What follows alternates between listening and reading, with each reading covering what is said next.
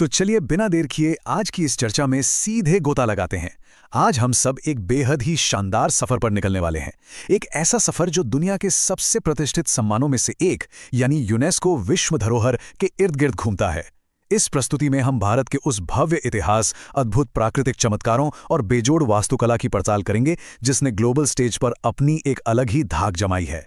सच कहूं तो ये सिर्फ कुछ पुरानी इमारतों या घने जंगलों की बात नहीं है, बल्कि ये हमारी और आपकी एक बहुत ही खूबसूरत साझा मानवीय विरासत की कहानी है। इस पूरी तस्वीर को साफ साफ समझने के लिए हमने आज के इस एजेंडे को 5 स्पष्ट हिस्सों में बांटा है। पहले हम जानेंगे कि यूनेस्को विश्व धरोहर आखिर है क्या, फिर इसके पीछे काम करने वाली चयन प्रक्रिया को समझेंगे और उसके बाद भारत के प्राकृतिक, ऐतिहासिक और बिल्कुल ताज़ा घोषित किए गए विश्व धरोहर स्थलों की एक-एक करके बात करेंगे। तो चलिए शुरू करते हैं भाग 1, यूनेस्को विश्व धरोहर आखिर है क्या। आइए सबसे पहले इस पूरी व्यवस्था की नींव को समझते हैं। यूनेस्को का मानना है कि दुनिया में कुछ ऐसी खास जगह हैं जिनका महत्व केवल किसी एक देश तक सिमटकर नहीं रह सकता, बल्कि वे पूरी मानवता के लिए बेशकीमती हैं। अब अगर हम थोड़ा इतिहास में पीछे जाएं तो विश्व धरोहर का ये कन्वेंशन 1972 में स्थापित किया गया था।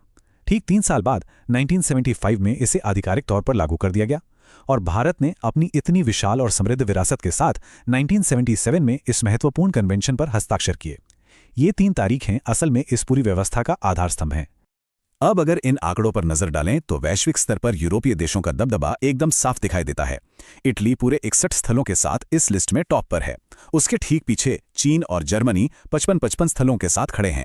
लेकिन यहाँ हमारे लिए जो सबसे गर्व की बात है वो ये है कि भारत 44 विश्व धरोहर स्थलों के साथ पूरी दुनिया में एक बेहद मजबूत 6ठे स्थान पर टिका हुआ है। ये रैंक अपने आप में भारत की सांस्कृतिक और प्राकृतिक विविधता का एक बहुत बड़ा सबूत है। अब जरा इस नंबर को देखिए, 1, 2, 4, 8। सुनने में शायद लगे कि ये महज एक संख्या है ना?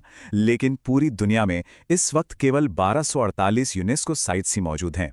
और सबसे दिलचस्प बात तो ये है कि इस कन्वेंशन पर कुल 196 देशों ने साइन किए हैं, लेकिन उनमें से महज 170 देश ही ऐसे हैं जिनके पास ये 1248 वैश्विक स्थल मौजूद हैं। इससे आप अंदाजा लगा सकते हैं कि इस ग्लोबल लिस्ट में अपनी जगह बनाना कितना खास और दुर्लभ काम है। अब आते हैं भाग 2 पर, चयन प्रक्रिया और नोडल एजेंसियां। यहाँ जो बात वास्तव में ध्यान देने वाली है वो ये है कि किसी भी जगह को ये विश्व धरोहर का टैग रातों रात नहीं मिल जाता। ये पूरा प्रोसेस काफी सिस्टमैटिक और व्यवस्थित ढंग से काम करता है। सबसे पहले भारत की ओर से हमारी नोडल एजेंसी यानी भारतीय पुरातत्व सर्वेक्षण या ASI किसी भी स्थल को नॉमिनेट करती है।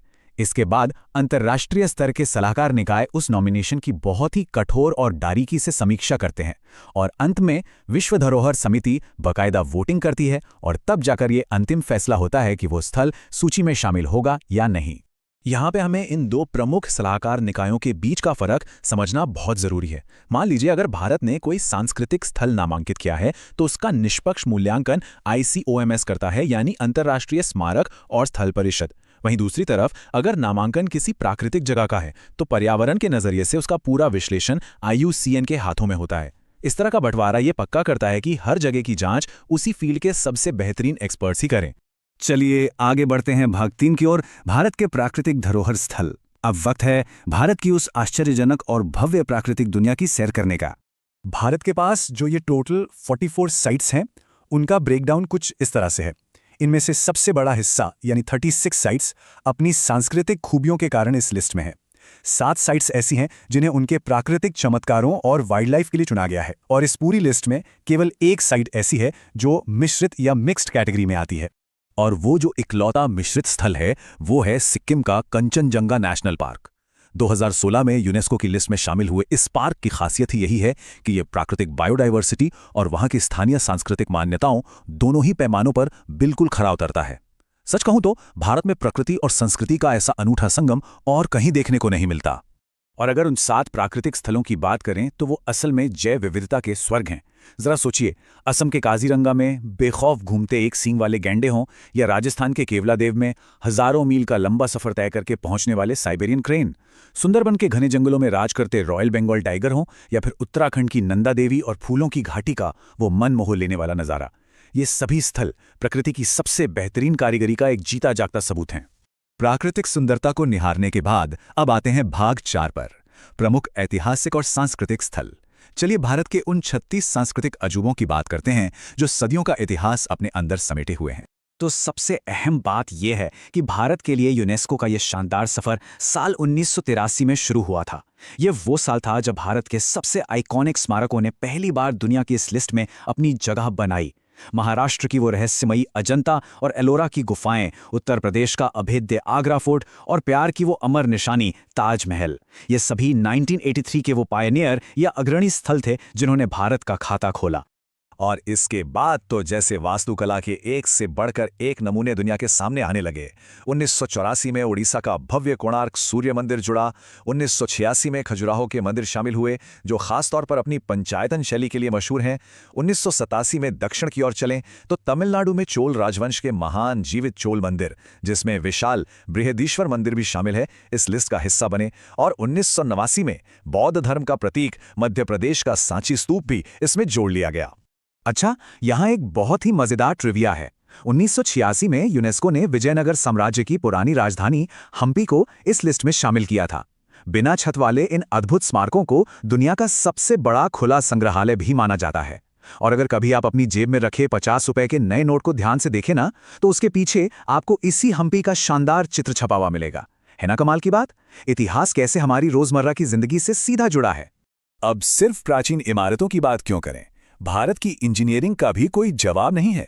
भारत के 3 पर्वतीय रेलवे 1999 में पश्चिम बंगाल का दार्जिलिंग हिमालयन, 2005 में नीलगिरी माउंटेन और 2008 में कालका शिमला रेलवे भी इस यूनेस्को सूची में पूरी शान से दर्ज हैं।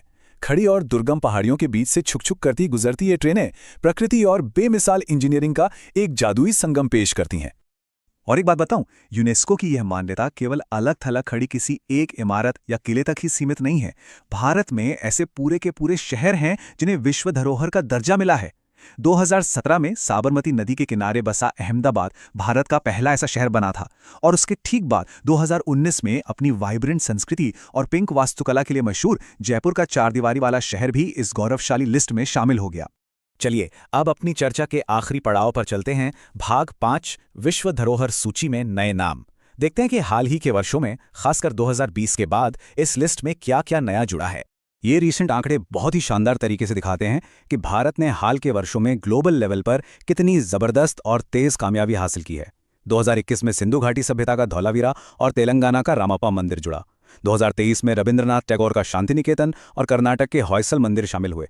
और ये मोमेंटम 2024 और 2025 में भी बिल्कुल वैसी जारी रहा, जिसे हम आगे समझेंगे। जैसे 2024 में भारत का 43वां विश्व धरोहर स्थल बना असम का मोइदम। अब ये मोइदम क्या है? ये अहोम राजवंश की एक बहुत ही अनूठी टीला दफन प्रणाली है। इसमें शाही परिवार के लोगों को उनके कपड़ों, हथियारों और आभूषणों के साथ दफनाकर उसके ऊपर मिट्टी का एक पिरामिड जैसा टीला बना दिया जाता था। दिलचस्प बात यह है कि इसे नई दिल्ली में आयोजित हुए विश्व धरोहर समिति के 46वें सत्र के दौरान ही ये ग्लोबल दर्जा मिला था। और अब बात करते हैं भारत की सबसे ताज़ा 44वीं एंट्री की, जिसे पेरिस में हुए सत्र के दौरान 2025 के लिए शामिल किया गया है, मराठा सैन्य परिदृश्य। देखिए, यह कोई एक अकेला किला नहीं है, बल्कि यह 12 बहुत ही रणनीतिक किलों का एक पूरा नेटवर्क है जो मराठा शक्ति के उदय की कहानी बयां करता है।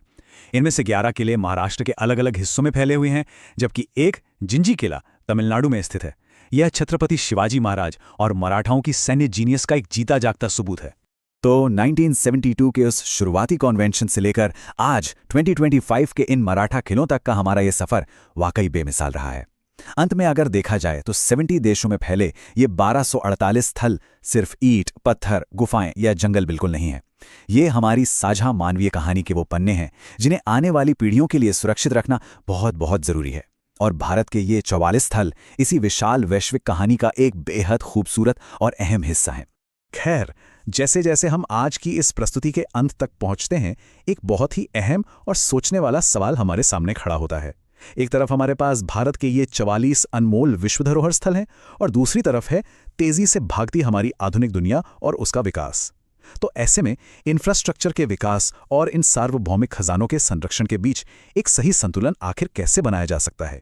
इस सवाल पर हमें जरूर सोचना चाहिए, क्योंकि इस विरासत को बचाना सिर्फ सरकारों का नहीं, हम सबकी साझा जिम्मेदारी है। आज की इस चर्चा में हमारे साथ जुड़ने के लिए आपका बहुत बहुत धन्यवाद।